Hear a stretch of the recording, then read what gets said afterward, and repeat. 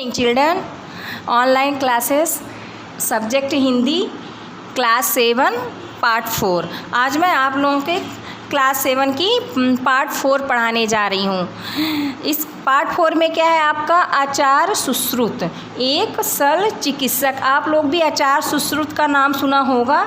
ये हमारे क्या थे, भारतीय चिकित्सा विज्ञान से संबंधित थे ये जो थे, तो इन्हीं के बारे में इस पाठ में बताया गया है। प्रस्तुत पाठ हमें चिकित्सा विज्ञान के उस स्वर्णिम युग की याद दिलाता है जिसमें आचार सुश्रुत के रूप में एक ऐसे व्यक्ति का जन्म हुआ जिसने शल्य चिकित्सा के बारे में ऐसी नई नई शल्य तकनीकें विकसित की जो भावी शल्य चिकित्सकों के लिए प्रेरणा का स्रोत बनी। आइए हम उनके बारे में और अधिक जानकारी प्राप्त करते हैं। भारत की एक बहुत प्राचीन नगरी है वाराणसी। गंगा की निर्मल धारा सहस्त्रों वर्षों से इसके आंचल में मचल मचल कर बहती रही है। इस नगरी का अपना सैकड़ों वर्ष पुराना वैभवशाली इतिहास है। हमेशा से यह नगरी शिक्षा का बड़ा केंद्र रही है। प्राचीन काल में यह काशी राज्य की राजधानी थी। आज से लगभग 2500 वर्ष पहले की बात है। गंगा तट से थोड़ा दूर एक पाठशाला थी। वहाँ आयुर्वेद यानी जीवन दान देने वाली कला की शिक्षा दी जाती थी। दूर दूर से विद्यार्थी यहाँ आते थे और शल्य चिकित्सा का ज्ञान प्राप्त करते थे। इस पवित्र मंदिर के द्वारा केवल उनके लिए खुले थे, मतलब इसके जो द्वार थे उनके लिए खुले रहते थे जिनका मन मानव सेवा और प्रेम से ओतप्रोत होता था, जिनमें साधना और कठोर परिश्रम करने की लगन होती थी। इस पाठशाला के आचार्य महर्षि सुश्रुत थे। शल्य चिकित्सा के रूप में उनका यश चारों दिशाओं में दूर दूर तक फैला हुआ था। वे स्वयं काशी के राजा दिवोदास के शिष्य थे। दिवोदास को भगवान धन्वंतरी का अवतार कहा गया है। सुश्रुत के प्रारंभिक जीवन के बारे में आज कोई जानकारी नहीं मिलती। बस इतना ही कहा जा सकता है कि उनके पिता का नाम विश्वामित्र था और उनका बाल्यकाल गंगा की पावन लहरों से खेलते हुए बीता था। बड़े होने पर उन्होंने काशी के राजा महान चिकित्सा शास्त्री दिवोदास की देखरेख में चिकित्सा विज्ञान की शिक्षा प्राप्त की और वे अपने समय के अद्वितीय शल्य चिकित्सक हुए। अपने जीवन काल में उन्होंने बहुत सी नई शल्य तकनीकें विकसित की जो आगे चलकर बहुत से शल्य चिकित्सकों के लिए प्रेरणा का स्रोत बनी। उनके द्वारा रचित चिकित्सा ग्रंथ सुश्रुत संहिता एक महान ग्रंथ है। यह ग्रंथ इस तथ्य का जीवंत प्रमाण है कि प्राचीन भारत के चिकित्सा विज्ञान के क्षेत्र में अपने समय के बहुत आगे थे। सुश्रुत संहिता में हमें शल्य चिकित्सा के विशद जानकारी मिलती है। इसमें कुल मिलाकर 120 अध्याय है और इन्हें 6 भागों में बांटा गया है। सूत्र स्थान, निदान स्थान, शरीर स्थान,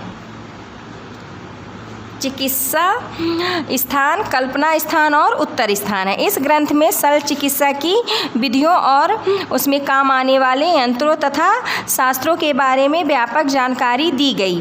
शरीर के किसी भाग में मवाद पड़ जाने पर चीरा लगाना आवश्यक होता है। यह महत्वपूर्ण तथ्य सुश्रुत से छिपा न था। उन्होंने इस बारे में स्पष्ट जानकारी दी है कि इसी तरह जब शरीर के कुछ अंग जल वृद्धि के कारण फूल जाए तो उनका जल सुई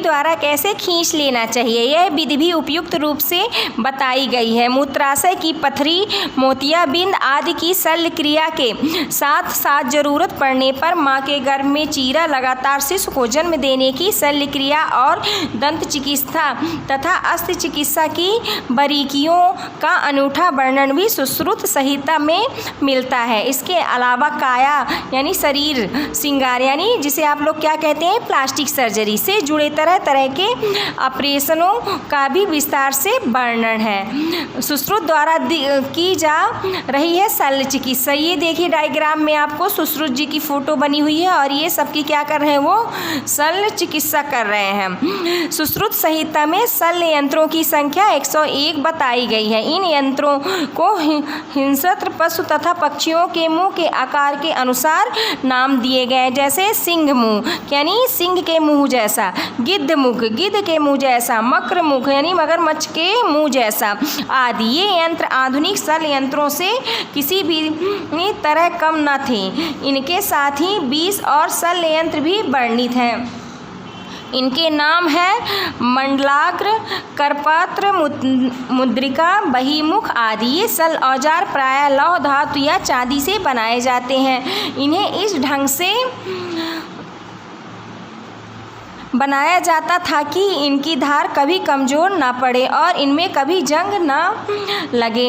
उन्हें रखने के लिए खास तौर से लकड़ी के डिब्बे भी तैयार किए जाते हैं। ये देखिए सुश्रुत द्वारा जो औजार प्रयोग में लाए जाते थे उनकी इसमें फ़ोटो बनी हुई है। टाँके लगाने के लिए त्वचा और विभिन्न ऊतकों की मोटाई और रचना को ध्यान में रखते हुए तरह तरह के धागे भी विकसित किए गए हैं। कुछ धागे रेशम से तो कुछ सूत से बनाए जाते हैं, कुछ धागे चमड़े से तैयार किए जाते थे तो कुछ घोड़ों के बालों से। इसी प्रकार कई किस्म की सुइयाँ भी उपयोग में लाई जाती थी, कुछ मोटी, कुछ पतली, कुछ अधिक घुमाव लिए हुए तो कुछ कम और कुछ बिल्कुल सीधी। उन दिनों तक तरह तरह की रुई, रेशम और मलमल से बनी पट्टियों का भी प्रचलन था। दुर्घटनाओं में अथवा अस्त्र शस्त्र के बार से फट गई आंतों के दो किनारों को एक दूसरे से जोड़ने के लिए सुश्रुत ने एक विलक्षण तकनीक खोज निकाली थी। इसके लिए वे एक किस्म के चींटी का उपयोग किया करते थे। फटी हुई आंत के दो किनारों के साथ मिलाकर उस पर चींटे छोड़ दिए जाते थे। वे चींटे अपनी दांतों से उस पर चिपक जाते थे, जिससे फटी हुई आंतों के दो किनारे एक तरह से आपस में सिल जाते थे। अब चींटों का शेष भाग काटकर अलग कर दिया जाता था और उधर के बाहरी ऊतकों और त्वचा पर टाँके कस दिए जाते थे। कुछ ही दिनों में आंत का घाव भर जाता था। साथ ही चींटों का सिर भी ऊतकों से अपने आप घुल मिल जाता था। आजकल शल्य चिकित्सा शरीर के भीतरी अंगों में टाँके लगाने के लिए भेड़ की आंत से बनाए गए धागों का उपयोग करते हैं। सुश्रुत संहिता में शल्य चिकित्सा के लगभग हर महत्वपूर्ण पहलू पर विस्तृत जानकारी दी जाती है, जैसे ऑपरेशन के बाद क्या क्या सावधानियां बरतनी चाहिए, रोगी का आहार कैसा होना चाहिए, घाव भर जाए इसके लिए कौन कौन सी औषधियाँ देनी चाहिए आदि। नेक्स्ट पेज देखिए आप लोग। प्राचीन भारत के चिकित्सकों को औषधि विज्ञान के बारे में व्यापक जानकारी थी। उन्होंने बहुत सी जड़ी बूटियों की खोज की थी, साथ ही कुछ रसायन की खोज निकाले थे। ये रोगी का दुख दर्द करने में काम आते थे। शल्य क्रिया के दौरान रोगी को कष्ट न हो इसके लिए कुछ ऐसी सक्षम जड़ी बूटियाँ खोज निकाली गई थी जिनके देने से रोगी गहरी नींद में सो जाता था। मानव शरीर के भीतरी अंगों की जानकारी प्राप्त करने के लिए सुश्रुत ने एक अनूठी विधि खोज निकाली थी। मृत शरीर को पहले किसी वजनदार वस्तु के साथ बांधकर किसी छोटी सी नहर में डाल दिया जाता था। एक सप्ताह बाद जब बाहरी त्वचा और ऊतक फूल जाते थे तब झाड़ुओं और लताओं में बने बड़े बड़े ब्रशों द्वारा उन्हें शरीर से अलग कर दिया जाता था। इससे शरीर के आंतरिक अंगों की रचना स्पष्ट हो जाती थी। सुश्रुत जितने बड़े शल्य चिकित्सक थे उतने ही श्रेष्ठ गुरु भी थे। शल्य कला का प्रारंभिक प्रशिक्षण देने के लिए वे अपने शिष्यों को कंदमूल, फल फूल, पेड़ पौधे की लताओं, पानी से भरी मस्कों, चिकनी मिट्टी के सांचों और मलमल से बने मानव पुतलों पर दिनों दिन अभ्यास करवाते। चीरा कैसे लगाना है, उसे कितना लंबा कितना गहरा रखना है, इसका अभ्यास प्राप्त करने के लिए शिष्यों को ककड़ी, करेला, तरबूज जैसे फलों और सब्जियों पर कई कई दिनों तक अभ्यास करना पड़ता था। किसी घाव की गहराई कैसे पहचानें और भरने के लिए क्या तकनीक अपनाएं। इसका प्रशिक्षण दीमक द्वारा खाई हुई लकड़ी से दिया जाता था, जिससे कि शिक्षार्थी रुग्ण शरीर की स्थिति का सही अनुमान लगा सके। अभ्यास के दौरान कमल के फूल की डंडी सिरा यानी रक्तवाहिनी बन जाती, जिसे शिष्य को सुई द्वारा बेधना पड़ता था। इसी तरह टाका लगाने का प्रशिक्षण तरह तरह के कपड़ों और चमड़ों पर दिया जाता था। खुरदुरे चमड़े पर जिस पर से बाल न हटाए गए हों खुरचने की कला सिखाई जाती थी। पट्टी बांधने का एक जान देने के लिए मानव पुतलों का सहारा लिया जाता था। इस प्रशिक्षण में उत्तीर्ण होने के बाद ही शिष्य के प्रशिक्षण का दूसरा चरण शुरू होता था। अब उसे किसी कुशल शल्य चिकित्सक की देखरेख में रख दिया जाता था। वह तरह तरह की शल्य क्रियाएं देखता था और उनसे सीखता जाता था। कुछ समय बाद जब वह पूरी तरह परिपक्व हो जाता, तब उसे गुरु की देखरेख में स्वयं ऑपरेशन करने की अनुमति दी जाती थी। इस तरह पूर्ण प्रशिक्षण और अनुभव पाकर ही वह पाठशाला से बाहर निकलता था। सुश्रुत मूलतः शल्य चिकित्सक थे, किंतु उन्होंने क्षय रोग, कुष्ठ रोग, मधुमेह, हृदय रोग, एंजाइना एवं विटामिन सी की कमी से होने वाले रोग स्कर्वी के बारे में भी महत्वपूर्ण जानकारी दी थी। ईसा के 600 वर्ष पूर्व और 1000 ईस्वी तक का समय भारतीय चिकित्सा विज्ञान के लिए स्वर्णिम युग था। आत्रेय, जीवन चरक और बाघभट्ट जैसे बहुत से यशस्वी, नेक्स्ट पेज देखिए, यशस्वी चिकित्सा शास्त्रियों ने भारत की पावन भूमि पर जन्म लिया। काशी के साथ साथ नालंदा और तक्षशिला के प्राचीन विश्वविद्यालय भी सैकड़ों वर्षों तक उच्च कोटि की शिक्षा के लिए विश्वविख्यात रहे। यहाँ दूर दूर से शिक्षार्थी आते और चिकित्सा विज्ञान में निपुण होकर मानव कल्याण की प्रतीक्षा लेते। चिकित्सा विज्ञान के कुछ इतिहासकारों का यह भी कहना है कि यूनानी चिकित्सा पद्धति से बहुत से सिद्धांत प्राचीन भारतीय चिकित्सकों के विचार पर ही आधारित हैं। अब नेक्स्ट देखिए आप लोग, यहाँ पे सही विकल्प पे हमें सही का निशान लगाना है। सुश्रुत की चिकित्सा पद्धति किस पर आधारित थी? तो इसका आंसर क्या होगा? आयुर्वेद पर। आज से 2500 वर्ष पहले आयुर्वेद की शिक्षा दी जाती थी। किसमें दी जाती थी? एक पाठशाला में। नेक्स्ट देखिए, थर्ड नंबर, भगवान धन्वंतरी का अवतार किसे कहा जाता था? तो दिवोदास को कहा जाता था। सुश्रुत के गुरु का नाम क्या था? सुश्रुत के गुरु का नाम दिवोदास था। एंजाइना है, क्या है एंजाइना? ये एक आपका हृदय रोग है। रिक्त स्थान को भरना है हमें। देखिए, सुश्रुत के समय काशी के राजा दिवोदास थे। दिवोदास को भगवान धन्वंतरी का अवतार कहा जाता है। सुश्रुत के पिता का नाम क्या था? विश्वामित्र था। प्लास्टिक सर्जरी को काया श्रृंगार भी कहा जाता है। नेक्स्ट देखिए, सुश्रुत संहिता में शल्य यंत्रों की संख्या 101 बताई गई है। इसका आंसर क्या होगा? सुश्रुत संहिता।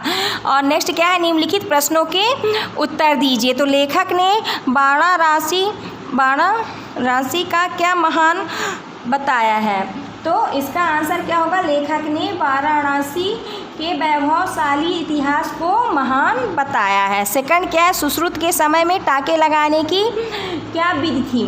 तो दुर्घटनाओं में अथवा अस्त्र शस्त्र के बार से फट गई आंतों के दो किनारों को एक दूसरे से जोड़ने यानी टाँके लगाने के लिए सुश्रुत ने एक विलक्षण तकनीक खोज निकाली थी। इसके लिए वे एक किस्म के चींटों का उपयोग किया करते थे। फटी हुई आंत के दो किनारों को साथ मिलाकर उस पर चींटे छोड़ दिए जाते थे। वे चींटे अपने दांतों से उस पर चिपक जाते थे, जिससे फटी हुई आंत के दो किनारे एक तरह से आपस में सिल जाते थे। अब चींटों का शेष भाग काटकर अलग कर दिया जाता था। उदर के बाहरी ऊतकों और त्वचा पर टाँके कस दिए जाते थे। थर्ड क्या है? मानव के भीतरी अंगों की जानकारी प्राप्त करने के लिए सुश्रुत ने क्या विधि खोज निकाली थी?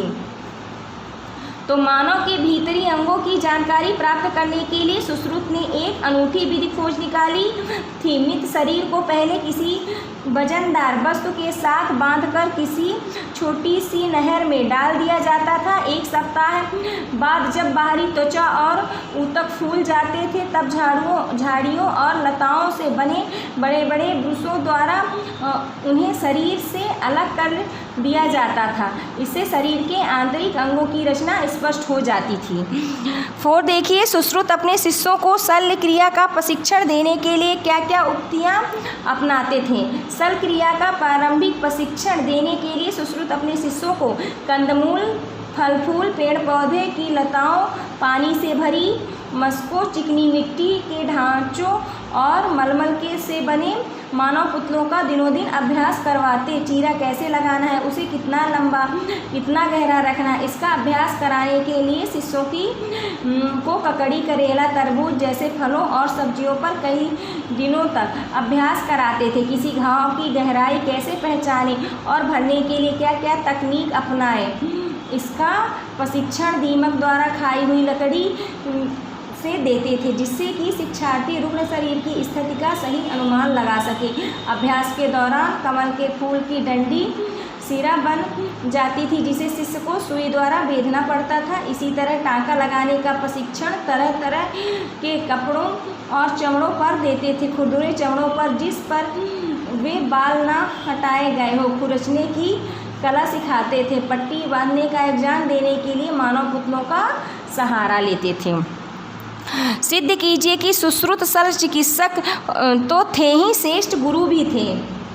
सुश्रुत शल्य चिकित्सक तो थे ही, क्योंकि सुश्रुत प्राचीन समय में ही गंभीर रोगों की शल्य चिकित्सा कर देते थे। वे श्रेष्ठ गुरु भी थे, क्योंकि वे अपने शिष्यों को शल्य चिकित्सा का पूर्ण प्रशिक्षण देते थे। अब देखिए भाषा की बात।